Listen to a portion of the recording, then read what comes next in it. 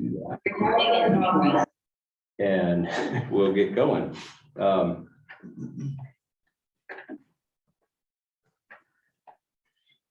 So a few things on the agenda today. If anybody, as usual, has any corrections or questions about the notes that were attached to the meeting announcement, be sure to send them my way through email.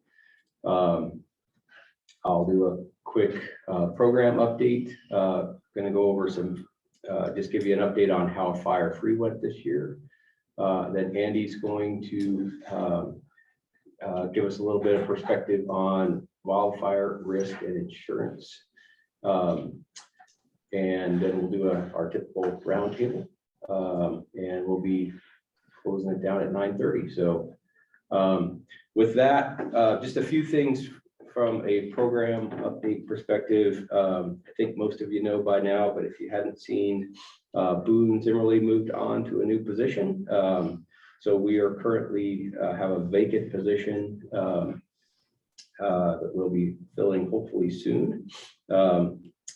The application period actually just closed today. Boone moved on to a job back with Oregon Department of Forestry in a new fire policy position for the Eastern Oregon area. So that's what he's up to.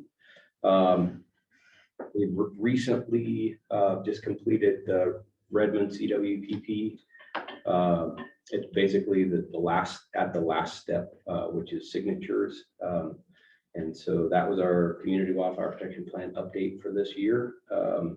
Next year's, we have two on the list, the east, west, which kind of covers the very sparsely populated areas of the county, as well as the Upper Deschutes River CWPP. So we're done with Redmond, and we'll be moving on here probably late fall with one of those two. Let's see what else. We recently just held a new or a recent class, our defensible space class out in Tollgate. So I just want to say thanks to Heather and Ariel who helped me put that on. We put about 19 people through that. And we weren't planning on that because the State Fire Marshal's office was holding classes, but we had enough demand that we did hold another class out in Tollgate.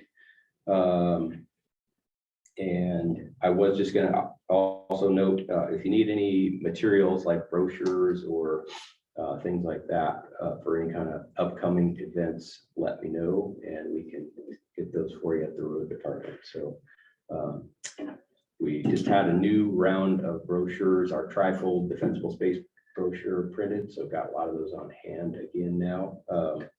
And I think people are really liking those because we seem to be, I think we put out about 10,000 now. So so anyway, if you need any of those or evacuation materials, those sorts of things, let me know and we'll get those set up for you. And then finally, I'll just roll into the FireFree update. So FireFree for 2022, we did go with the extended dates again this year. That's started in 2020. So that has resulted in quite an increase from pre-2020 levels as far as like material that we collected. So the dates are there. We did separate it out so that solid waste could provide the staffing. It does take them extra staffing. So anyhow, quite a few days available for people to take advantage of this spring for FireFree.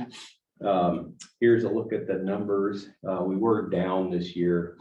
I think 2020 actually, I think at this time that where a lot of people weren't working and looking for things to do, and I think we just hit that just right with expanding days and the pandemic, and had over 60,000 cubic yards with increases at every location, and it's gone down a little bit in 2021, and 2022 also had some pretty cold, rainy weather during a lot of these dates that I think also reduced the number, but still putting in perspective from pre-2020 when we didn't offer the extended dates, still a fair amount.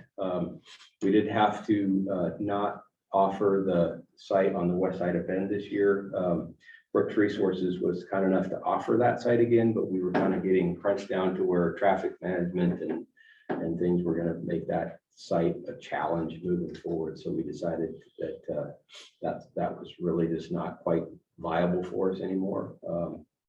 So that did, we usually collected somewhere around 2,000, 2,500 cubic yards on the west side of Bend. And that site wasn't there this year, so that could have contributed to it as well. But I think mainly the kind of cold, rainy weather was the result of a little bit less in FireFree collections this year compared to the last 2 years. But obviously, again, looking at that, a good year before 2020 would have been, 30,000 cubic yards, and we collected like 46,000 cubic yards. So if you want to look at the numbers, there you are.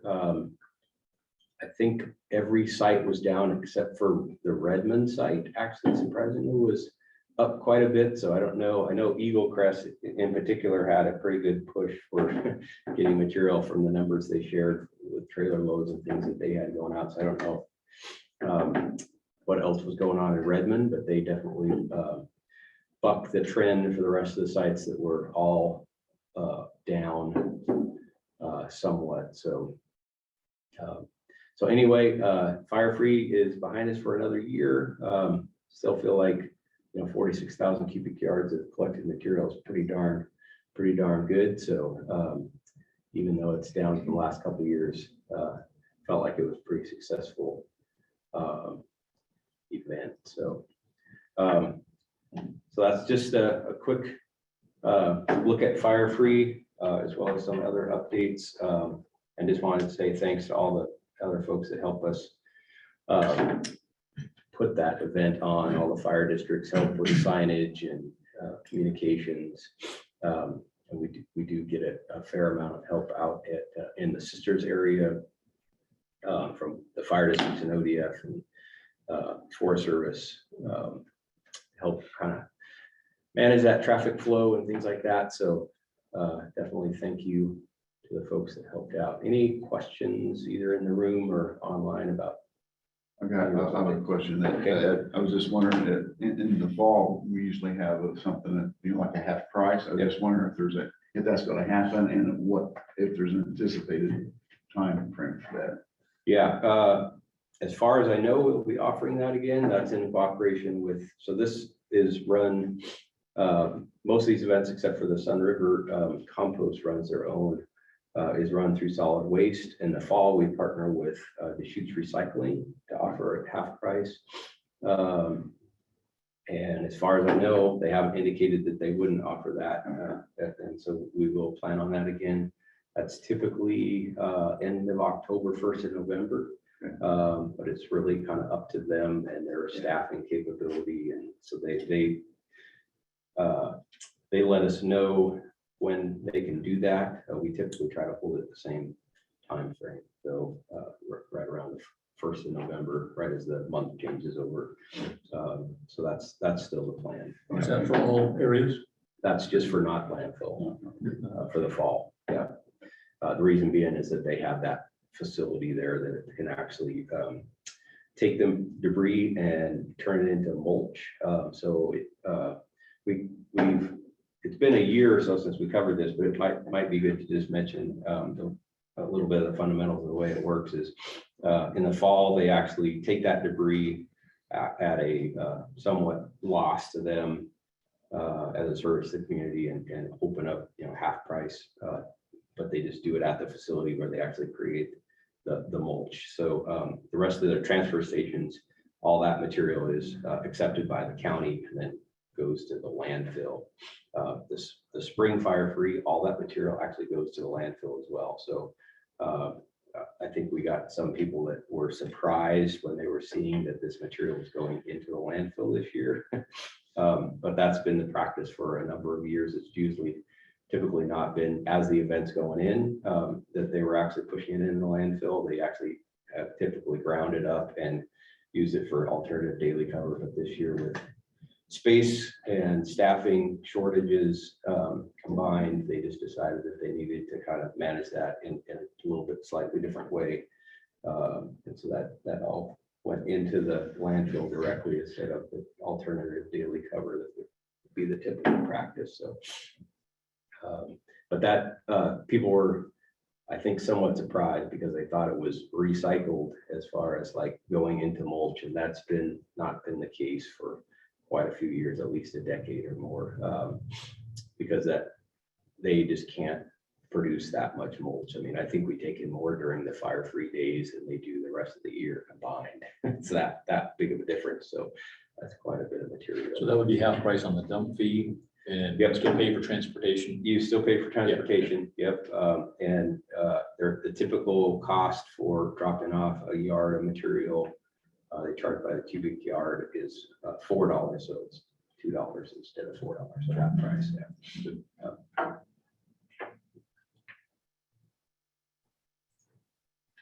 Anybody else out there with any questions before we move on? Okay. Not seeing any in the room either. I am going to bring up Andy's presentation then and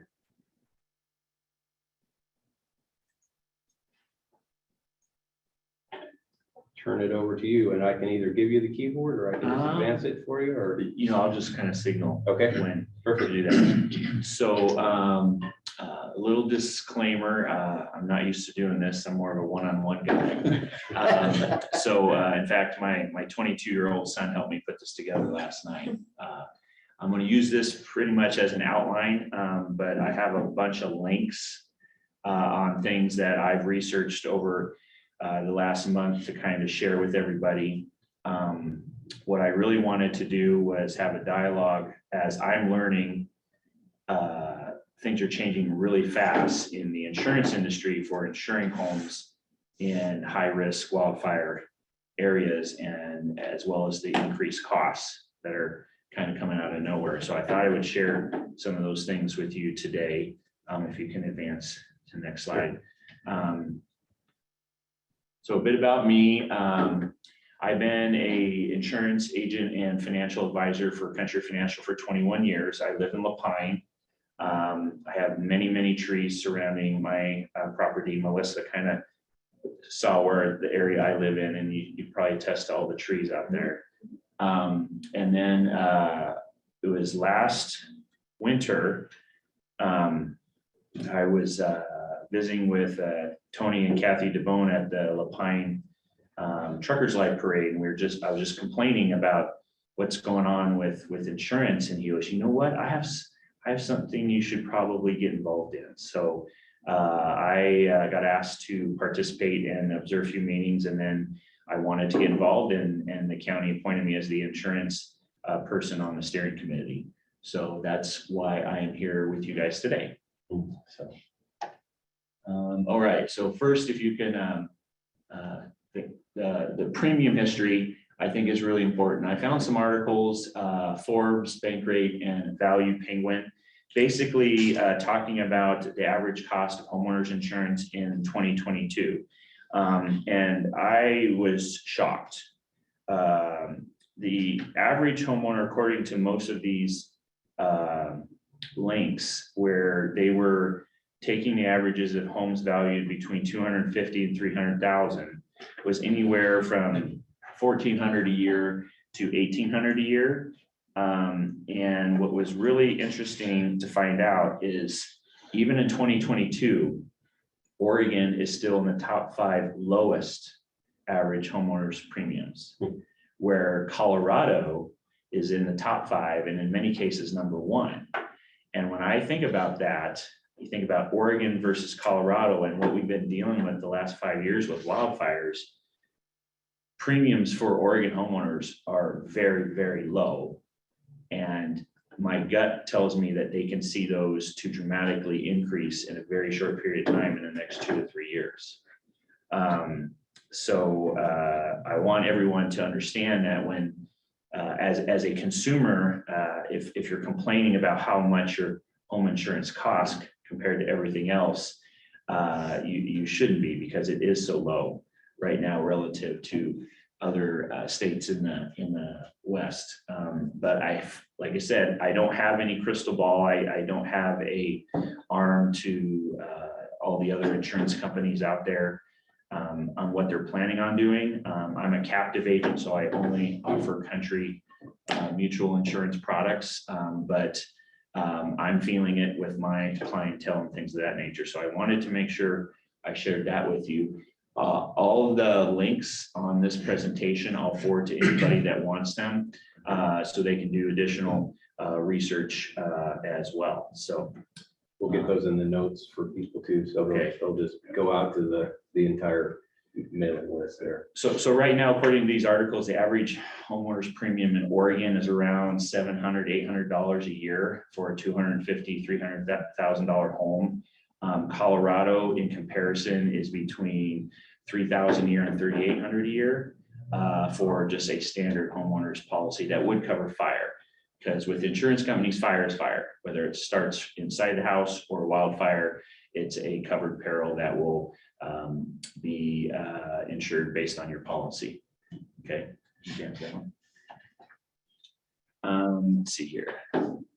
So recent losses. I found an article from the CRC group that I wanted to share with everybody, and many of you might already know this, but basically from 1964 to 1990, the American insurance industry paid an average of less than 100 million annually toward wildfire losses. Okay. Then over the next 2 decades, that cost increased an average of 600 million a year. From 2011 to 2018, wildfire losses skyrocketed almost 4 billion a year. And then the 2018 Camp Fire was 18 million alone. California, 12 billion alone. So what that means is that the whole insurance industry from a wildfire perspective was profiting greatly from the lack of losses. And now they're in over their heads for their surplus being tapped into to pay out future claims. And as a result, insurance actuarial math 101 is they're going to raise rates to offset the future losses that they're calculating. So that was something that was eye-opening to me on that piece. What was another thing here? So the cost for insurers and to reinsure with other partnership companies rose from 9,000 in 2018 to 27,000 this year. So that's a 300% increase in 3 years. So again, insurers are cutting capacity and increasing rates. So there's a trend right now that people are trying to get off risks. A lot of comments in previous meetings that I've been involved in with this group is starting to see some of that happening. And I'll get to that a little bit later in my talk. But insurance companies are sending out representatives kind of sneaking around properties, making sure, they're up to the limits they want to use for their underwriting. And then I see a trend of people, or insurance companies, I should say, politely saying, we're not going to insure your property anymore come next renewal.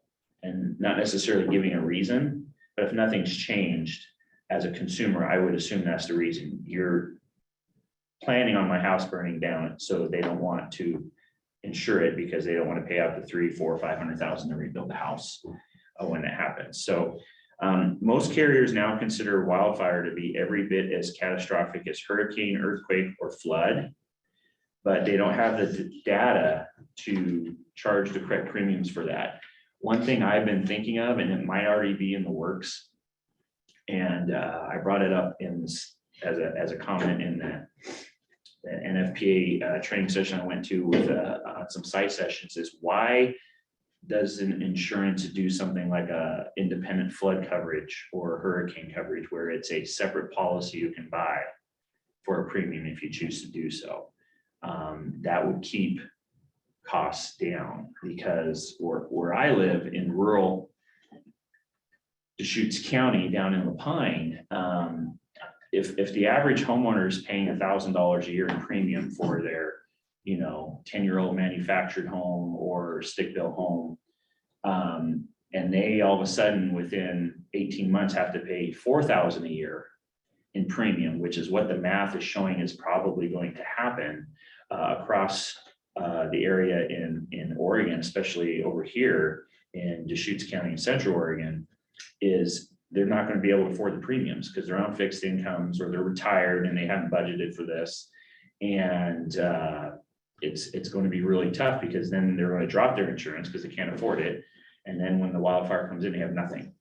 And I'm not too familiar with how FEMA comes into play.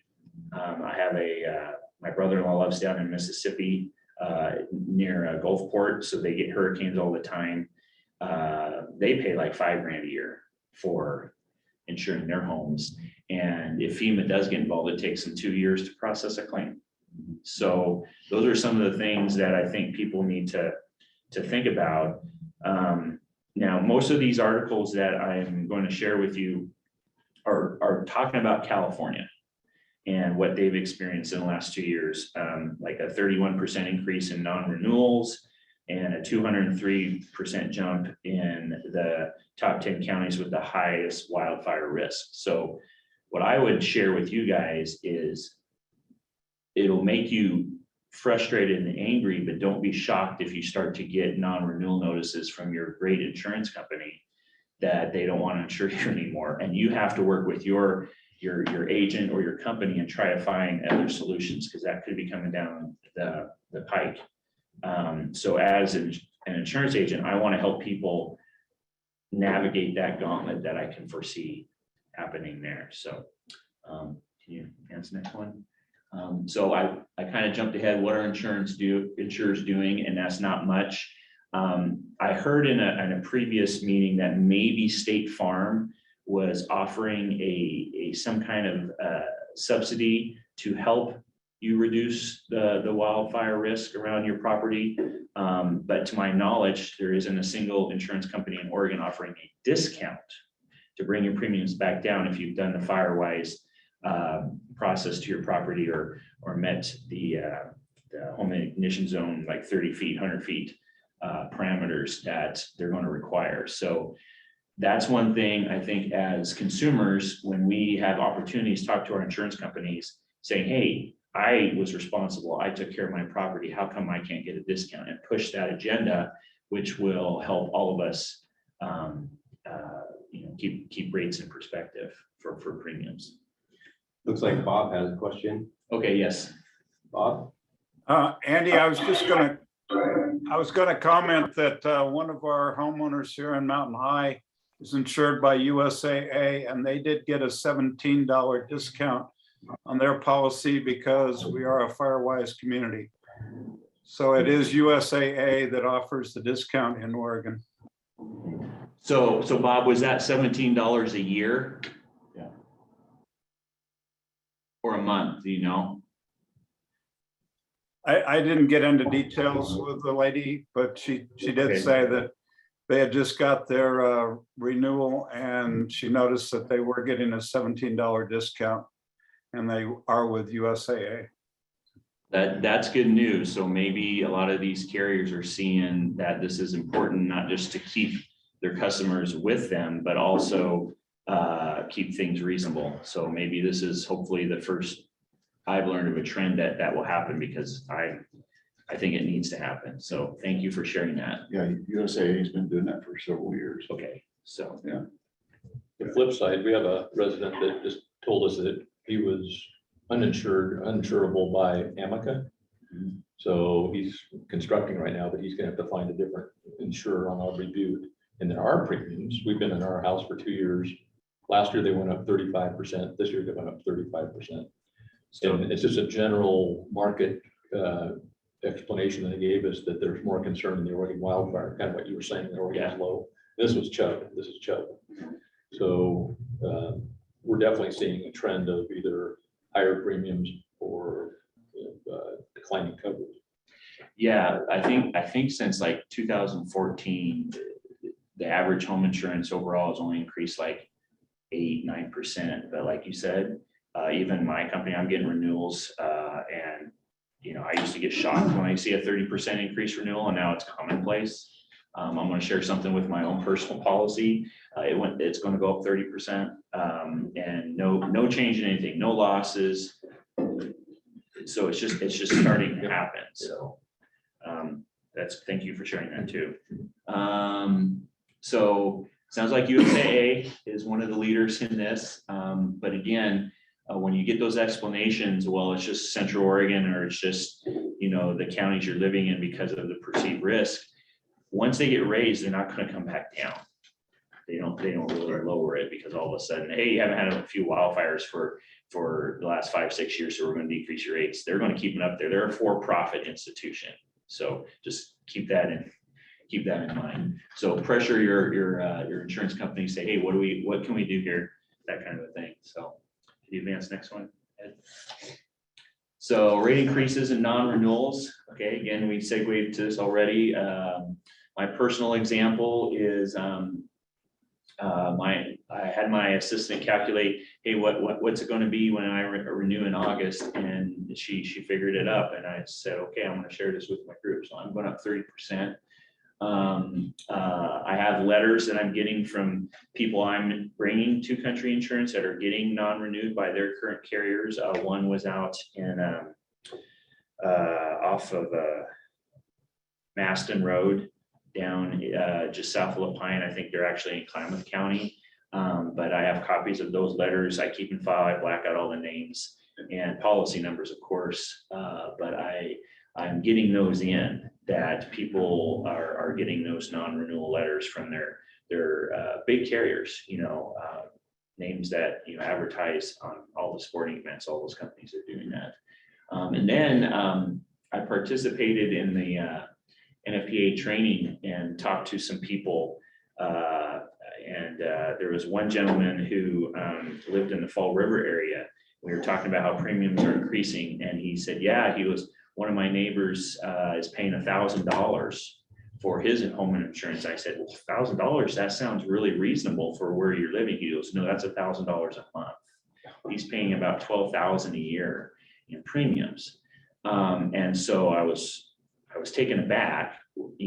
As a consumer, I would be shopping that if you can find a carrier to insure your risk. But again, that's another example of, I think, the trend that is going to happen. And so people will have to really budget differently when they're doing those kinds of things.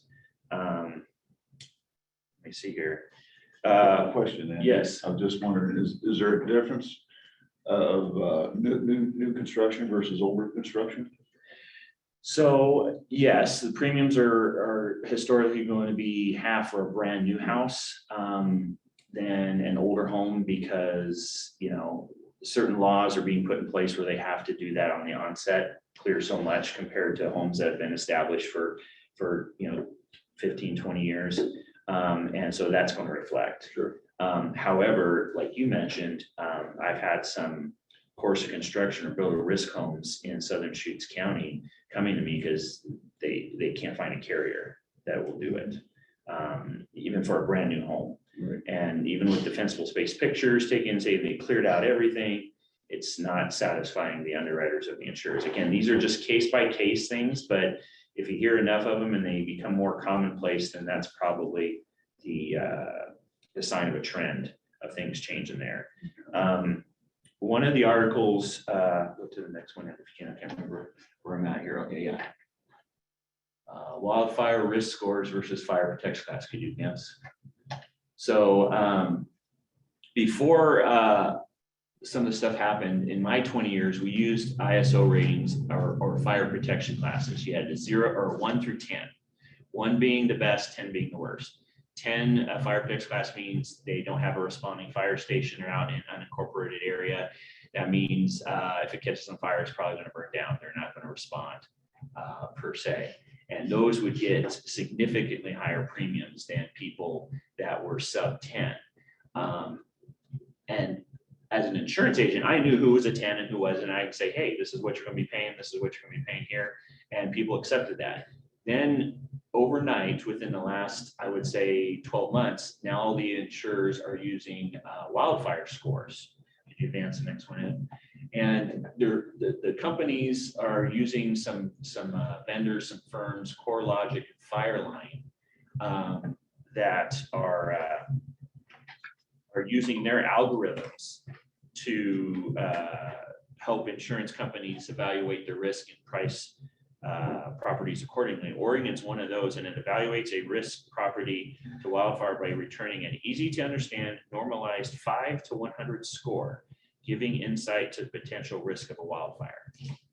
Okay, there are sections in downtown La Pine that are 100 based on their information.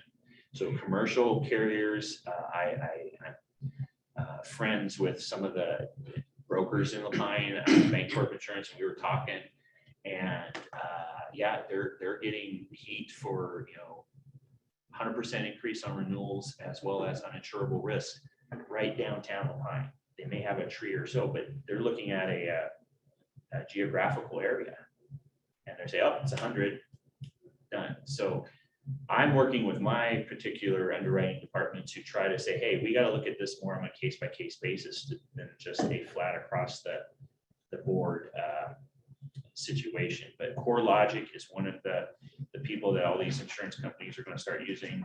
And then there's Fireline, which has a couple pieces. Top 5 counties by number of housing units in high and extreme wildfire risk categories. Deschutes is number 2 behind Jackson County.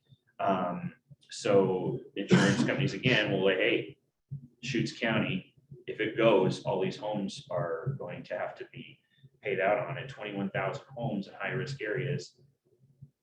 You do the math, on average, you got a $500,000 house in Deschutes County. Well, there's what, 10 billion, 100 billion in claims being paid out. And that's going to hurt insurance company surplus. So again, those are things I would like to think about. One neat thing that I found out that my particular insurance company uses when evaluating, they were snapping shots and sending to me saying, why do I have to do this? And why do I have to take all these pictures? I haven't had to do this for 20 years. They showed me some things that I had to do, and they snapped some shots and they took it right from this little flyer that I picked up at the home show that's put out by Oregon Wildfire Preparedness. So even insurance companies, underwriting departments, and actuarial people are just going off of this, using their information. So it's not complicated, it's simple. And I just wanted to make sure I open the conversation for thoughts, ideas, examples, and then present the idea of when you have an opportunity to advocate for yourself with the insurance industry, as well as maybe the governments that oversee that, so we can all still afford our insurance premiums. So, Andy, also just a question is the fact that you might have hardened your residence, and you might have a residence next to you that's hardened, but maybe you got another residence that's not. And so that all, I'm assuming it's sort of like a community fire risk situation, right? yeah. So in other words, the best thing is to try to get everybody best as you can. So I would like to know how, like Project Wildfire and Firewise, if they are in direct, regular conversations with the insurance division of Oregon, the commissioner's office, so they can use this to maybe put things in perspective of these crazy rate increases. I'm losing my train of thought there, but there was an example Boone forwarded to me from an insurance agent in Bend who was having his client get his policy non-renewed because his neighbor hadn't thinned out any of his property, and it was within 100 feet of that home ignition zone. And they're like, sorry, Charlie, we're not renewing it, where he can't go over to his neighbor's house and say, cut down your tree so I can keep my insurance, you can't do that. Yeah. So those are the struggles I think people are having. And my goal is to come up with ideas and solutions to share with my clients and community on when they start hitting these roadblocks. We wrestle with that too, because now we're doing voluntary assessments, so people register to get their, but we are not mandating that we can go on a property and do that. Senate Bill 762 may change that down the road if it's dropped down with the property owner that they have to create defensible space. And I think the insurance incentive may be a big enough incentive for those people that aren't inclined to volunteer to do it, but they'll have to, or face the same problems we're all facing. Exactly, and that might just be the push. So I'm anxiously waiting. I think they said by end of July, we're supposed to have the maps or. First of July, yeah, so that's gonna be another interesting kind of milestone here in the next week. That we're in Department of Forestry with OSU is going to be publishing their statewide risk map. And so I'm interested to see what that looks like for one, but also, what the implications that has beyond what was in the Senate bill. So the Senate bill requires defensible space and, for new buildings with a set of building codes, but also if that's picked up by the insurance industry as another lever to either justify non-renewals or premium increases. Yeah. It's going to be interesting to see what that map looks like. So Yeah. If you want to go to the last one, I think. So if there's any questions or comments from people online or here in the room, I would be happy to try to answer those or take notes and share those with people that I can with. Looks like Chris, I'm just looking at the chat here. Chris, you wanted to jump in, so we'll open it there, and then I'm going to stop the screen share and we'll just have a little bit of open discussion time. Sure. So my background, before, can you hear me? Yes. Okay. So I'm involved in the Aubrey Butte HOA Firewise Committee. And my background before doing that was I spent 34 years working for a reinsurance company, which Alex alluded to. So insurance companies have a certain capital base, the amount of money that they are required to manage their risks to. And you can do that with either the money you have in the bank or invested, or you can do something called buying reinsurance, which basically you're laying risks off to these wholesale companies, for lack of a better word. So somebody like Amica or fill in the blank, and USAA will take a certain amount of risk net to their own balance sheet, and then they'll lay the rest off to the reinsurance companies. And the reinsurance companies will charge them a premium for that, just like an insurance company charges a consumer.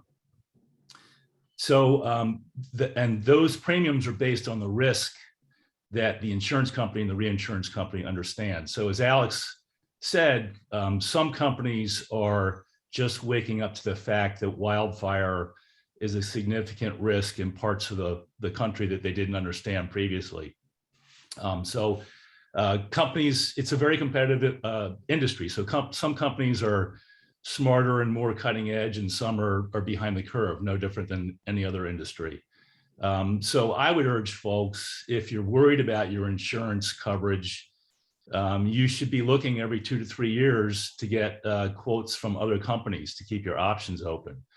And what a lot of companies, when you hear about people saying that we're not going to renew your insurance, or we're not going to offer you insurance, even if it's a brand new construction or state-of-the-art fire resistance, a lot of the time it's because they have more risk than they want in a given area, a geographic location.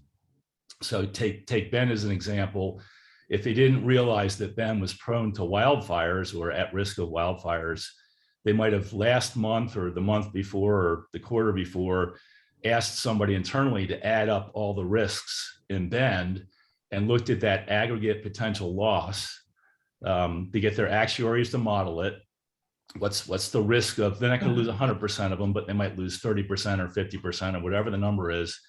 And then look at their capital base and say, is that okay? Can we can we handle that risk? And if they can't, then they either can go buy reinsurance or they can lay off some of that risk, non-renew it. And I'm sure the reinsurance costs are going up. So they're doing a mathematical calculation. Do I want to keep this net? Can I afford to keep it net? Or do I want to buy reinsurance? And if both of those answers are not good, then they're going to non-renew stuff. So and this happens for flood, it happens for hurricane risk, it happens for earthquake risk. And the models that Alex was talking about, I think it's First Street is the modeling company behind us. So companies go out, insurance companies, they go out and they buy models from companies that model flood risk or wildfire or earthquake, and they make that part of their underwriting process. And some people have been doing this for a decade or two, and some people are just figuring it out. So what I'm trying to say is there's a whole continuum of insurance companies out there, and they're all like any other industry. Some of them are really good at what they do, and some are not as good. And so some of the people who maybe aren't as good are just waking up to this potential risk.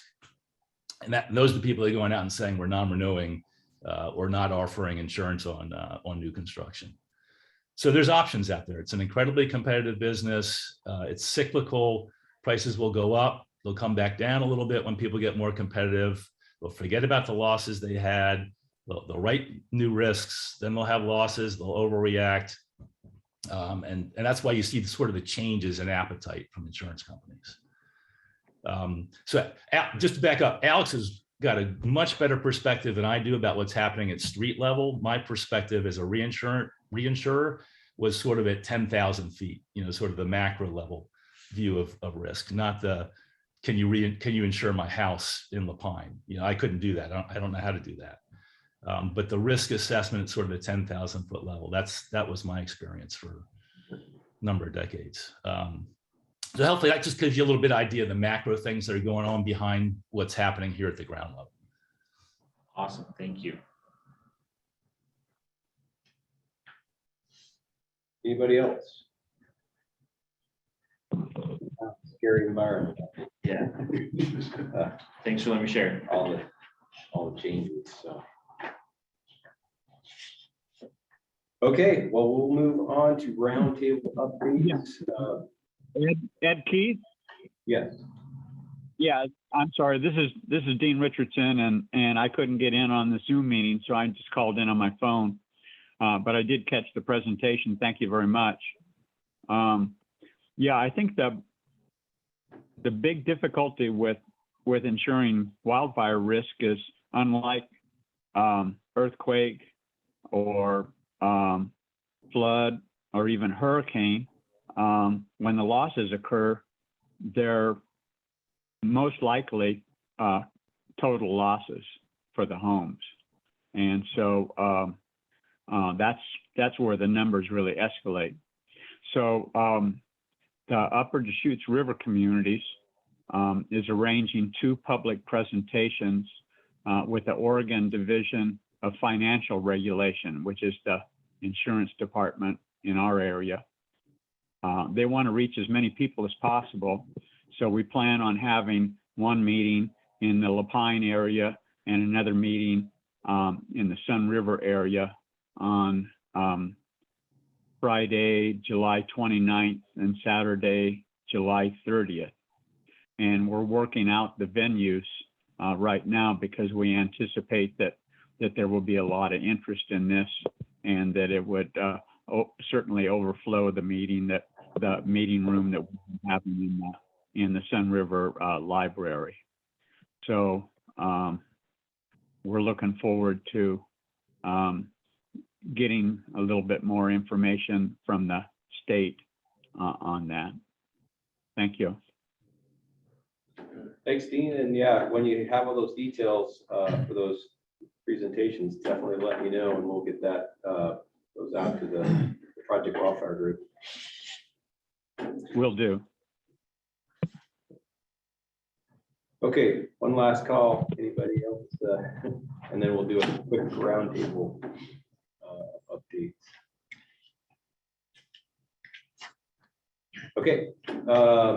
And we'll just start in the room here, see if anybody has any updates they'd like to share. Patty, Craig? Yes. No. Oh. Yeah, I'll just do a quick update for Tamarack Wildfire. We're continuing work in Discovery West, Tree Farm, and Westgate with the architectural review committees. And then we're really proud to be working with Aubrey Butte Homeowners Association recently. And to that end, proud to have Joe Cochran, who I see is on the Zoom call with us. Proud to have him working for Tamarack, and he's taken the lead for Aubrey Butte Homeowners Association. We recently completed a fire mitigation and preparedness plan for Eagle Crest Resort. And we've got a couple other projects in the mix, so we're staying busy. Great. Good to hear engaged with so many different locations. So Yeah, from our perspective, it's been great. And in fact, Craig's in the process of helping us rewrite or amend our rules and regs around construction and landscape plans. So we're doing that. They're shadowing all of our assessors to kind of provide an internal certification of assessment teams to get some consistency. So it's been a big step in the right direction to have them involved.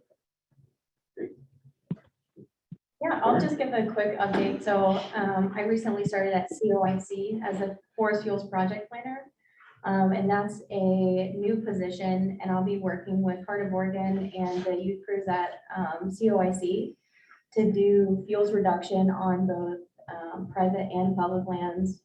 I think we're gonna be, soon we're gonna be working on how to kind of prioritize those projects that start coming in with an emphasis on underserved communities. And so it's really interesting to hear, the insurance perspective of, we've got people living on fixed incomes, those kind of things that have not budgeted. So hopefully we're able to work with a lot of community members like that might not have the funds to do that fuels reduction work. So we've already got some projects booked out for the summer, and I'm sure they're just going to keep coming in. So I'm sure I'll have more updates. I just started last Thursday, so I'm very new. So I'm also figuring it out. I'm sure I'll have a lot more updates next meeting, but yeah, I'm excited, and I'm sure I will see all of you in here and also in the field.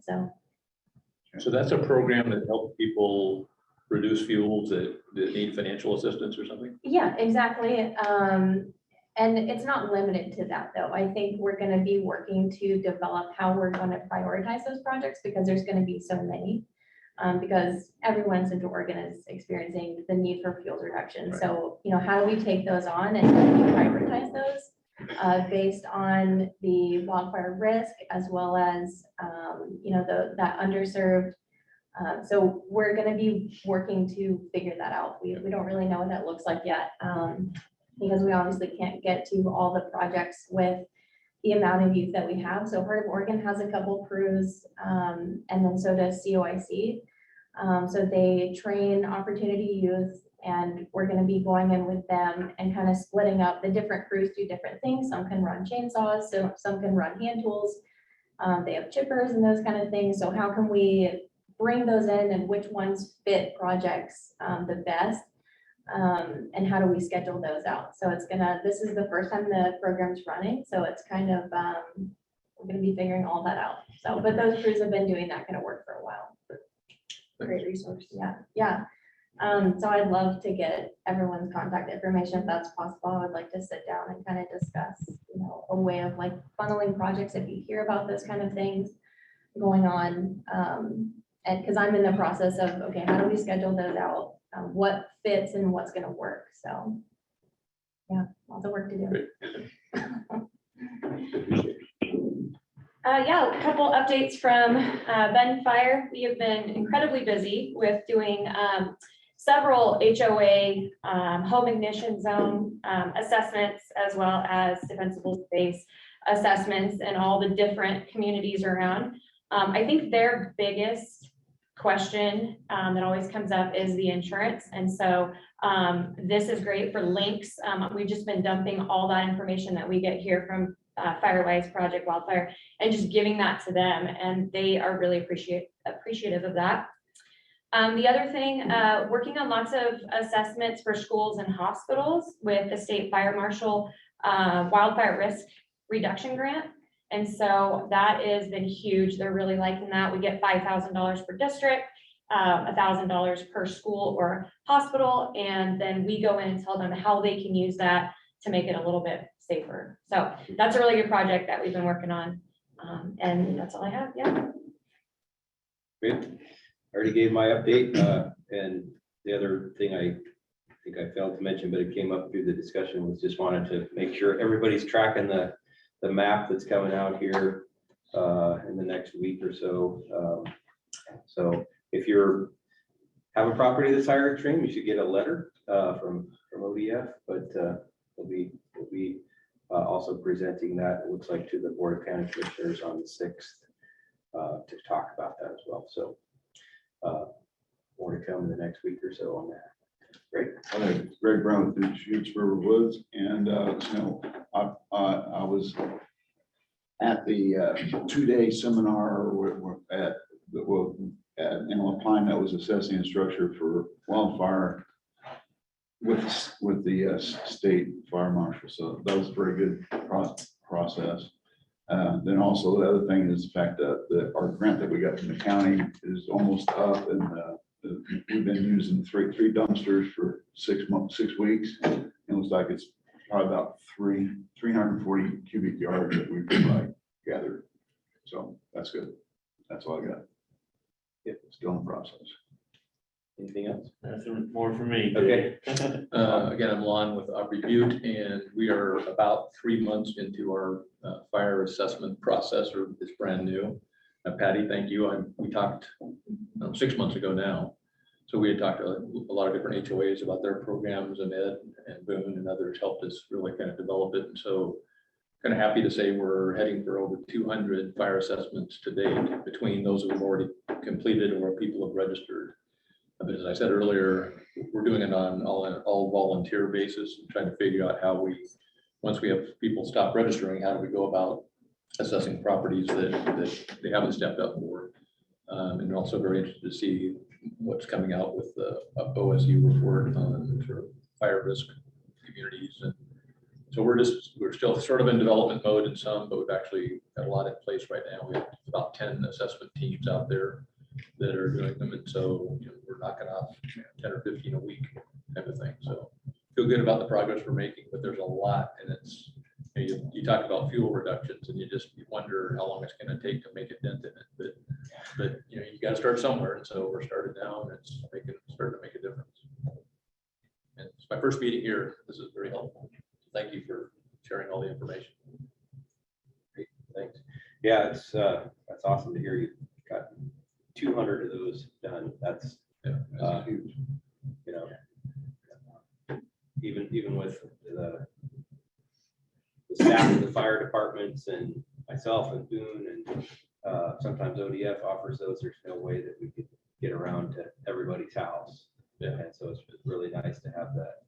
And they're so appreciative. The ones that we've done, and that's the common comment from all the assessors, is they are so appreciative of having the information and the education and just knowing what to go after, sort of in a prioritized way. And again, all of ours are recommendations. We don't mandate anything, but for the most part, we're seeing people do what they can do quickly. And the hard part is getting resources in many cases to help them, because they just so we're part of what we're trying to do is we're gathering referral names for yard maintenance and tree services and all sorts of different things that can help people. Some of them financially are concerned about it, but a lot of it's just workload level. They just need help to handle that much work. Okay, we'll move to online, folks. I can just call people out, but I see that a number of folks have said no report. So anybody want to start us off online? John, you have a report from Kaufmas? Currently don't, but we're prepared for the season. Currently been exporting folks out to the Southwest and up to Alaska to support their efforts, but that's it at this time. Quiet start to fire season in Central Oregon. It's always good, even though we know it's coming. It's always nice to have a somewhat slow start. So, who else? Let's see. David said no report. Ray. Hi, good morning, everybody. Yeah, Ray Meow, Woodside Ranch and Deschutes Fire District number 2. For Woodside Ranch, we did the Firewise cleanup this year. Again, thanks to the county for their grant, we're still able to afford to do this. Prices keep going up. What's amazing to me is this year we had 62 participants. Last year we had 78. We still reported about 4,500 to 5,000 cubic feet of semi-compressed material going to not landfill. It all depends on how much compression the contractor does in their pickup. But so that's what we have to report for this fire cleanup. We had a question. I have a question for Andy, if I can, and that was, what happens if a homeowner just decides not to rebuild? Does the insurance company just give them the money, or what happens there? Most homes have replacement cost coverage, but that means they have to rebuild the home. Otherwise, they can take what's called the actual cash value settlement and do whatever they want with it. And so what the insurance company will calculate some depreciation based on the age of the home and past pictures and things of that, and say, instead of replacing your home for $300,000, we're going to give you $200,000. You can go do whatever you want with it. And in case by case homes, a lot of people will do that when they want to downsize or they want to leave the area. Great. So you have the option. Thank you. Thanks, Ray. Ariel?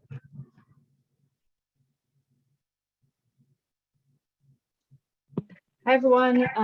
I just wanted to say that I put a few links in the chat if anyone wanted to learn more about, well, we've talked a lot about SB 762, but given that June 30th, that map is coming out through OSU.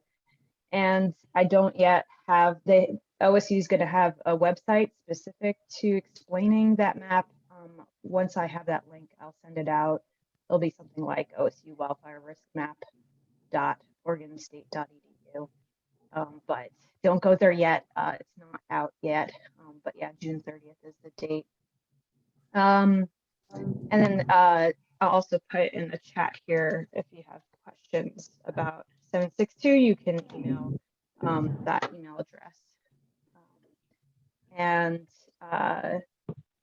another thing I wanted to update on was I just went through a wonderful course with a group of participants for Oregon Master Naturalist Field Course that was specific to Central Oregon. And it didn't have that course existed before, but didn't have a fire component. So was speaking a lot about wildfires and prescribed fire and all the efforts in our area. I talked a lot about Project Wildfire. And so a lot of those folks are interested in learning more about Project Wildfire and getting involved. So I'm going to connect them to this group here. But they're great because they're also spark plugs in their communities and wanting to share a lot of what we learn in these meetings. So just wanted to say that. Thanks. Thank you, Ariel. Anyone else? Sarah, I might call on you. Sarah Worthington, this is your first meeting with Project Wildfire. Do you want to mention anything about the smoke and public health campaign? I know I could do as well, but maybe give a chance for you to introduce yourself to the group. Sure. Good morning, everyone. I'm joining in the context of my new position, which is with Deschutes County Public Health. and is focused on the public health effects of climate change. So I've been helping to support a campaign that's being led by a creative firm to educate the community around the public health impacts, or sorry, around how to stay safe when there is wildfire smoke. And so they've developed a number of materials and are in the process of issuing a weekly email that includes posters and bullet points. So it ranges from kind of a checklist of preparing for when there is smoke, what you can do to create a clean air space in your home, what type of masks to use, and let's see, what to do around preparing for instance, if you have children and want to know whether it's safe to be active outside, how to understand the different air quality readings. And so it's pretty comprehensive. And as part of this project, they are also revamping the Central Oregon Fire website with more smoke and health information. So it's also they have been filming a PSA that's going to start with a doctor in a doctor's office talking about how they stay safe when they're at work, and then they go into their car and what they do, while traveling, and then going home and what to do in their home. So kind of trying to capture, the range of places where people need to think about how to stay safe when it's smoky. In addition, they have filmed that in Spanish. So they'll have a English and a Spanish version of those. So it seems to me that they're getting close to wrapping up the project. So timing wise, we're lucky that the season's been pushed out, so it's still pretty well timed for getting this information out to the community. Thanks, Sarah. Yeah, that was funded by a grant from DEQ. And so I will try to share that out with the meeting notes as well. There's the checklist and a variety of things that they've produced. So if those are useful to y'all, I think even if you're not impacted directly by wildfire, we've all been severely impacted by smoke recently. So it's just something you can't get away from. So it's definitely something that we've been trying to put a little bit of focus on. So Todd, looks like you have an update. Yeah, thanks. Just a little update on the Deschutes SWCD right now, where we're at. We're continuing to work with 5 landowners with that Senate Bill 762 in fuels reduction work. So we're pretty heavily involved in that. And then working with the Natural Resources Conservation Service, NRCS, and planning work with the Joint Chiefs. And so we anticipate them getting more contracts for the Environmental Quality Incentives Program dollars that are underneath the Joint Chiefs. So we've been pretty busy on that. There is one question I do want to ask the group, because this has been kicked around at our board meetings a couple times and our staff meetings, is how do we get some additional outreach down there in South County? And it came up with the Frontier Days. And I'm just kind of curious, does anybody have a booth down there or have done outreach down there? Or is there something that the SWCD could piggyback on if somebody is doing something for anything with fire prevention and all? Hey, Todd, Ann Gaywith with the LaPointe Chamber of Commerce is also the head of Frontier Days and having the booths down there and coordinating all that. I could connect you with her, and she would be the best person to kind of have that conversation with. That would be super. Yeah, if I could get your information or maybe get that to you, get mine to you, that'd be super, because we are probably want to spend the time and the investment down there just to see what we can do. Hey Todd, I think someone from ODF usually goes, but I could be wrong. I know that the Fire Prevention Co-op was talking about it. So might want to circle back in with them. I know Heather Miller from OSFM has been leading those meetings recently, but she's not on this call right now. So maybe she would have the answer to that. Thanks. If you don't have Heather's contact information, Todd, let me know, but she would be a great contact. I think she's has definitely been leading the effort with a lot of those, I guess I could say events. So she may already have a table or booth at something coming up. So Okay, that'd be great. Could you send that information to me and I'll reach out to her.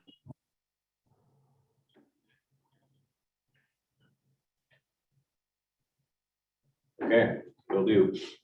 Anybody else online that wants to share an update? Thanks, Ariel. Yeah, I could. Putting that email in the chat for Todd there. Yeah, Dean? Yeah, I might be able to contribute something more here. I was really happy to hear that Heart of Oregon is going to be helping out, especially with property owners that are disadvantaged. And somebody else, I think in the context of the insurance with one of the insurance companies recognizes FireWise communities or FireWise USA sites. And I think that's going to be more important as we go along. So that's going to be advantageous for people to organize in communities. Looking ahead, I think that somebody else also mentioned that, you know, that the insurance is going to actually be a big motivator for people if for rates or for even eligibility for insurance. And so when that happens, we're already a little bit short on contractor capacity to be able to help properties become more fire adapted. And so I'm thinking for the future that it would be like an opportunity, two different areas I have in mind. One is for hardening residences against ember intrusion, like handyman types, I think would be good for that. And so if some of them were brought up to speed, it could be like a niche for them. They can actually advertise it, that they can help people make their homes more hardened. And also in that same vein, landscapers, instead of landscapers for they could also create a niche where they're doing adapted landscaping. Of course, there should be some kind of guidelines for that, but those are just my thoughts. Thank you. Yeah, I think those guidelines are going to come from the State Fire Marshal's office here in the next few months. So, which I guess I would also probably should have mentioned during updates. If folks haven't been watching the Defensible Space Code meetings, State Fire Marshal's office has a web page on that, and I think there's been 3 or 4 different meetings on the Defensible Space Code. I think they're still a couple months out from having that finalized, but you can probably get a good sense of what the Defensible Space Code is going to look like at this point. So, yeah, I'm hoping that they still make some adjustments to what they currently have.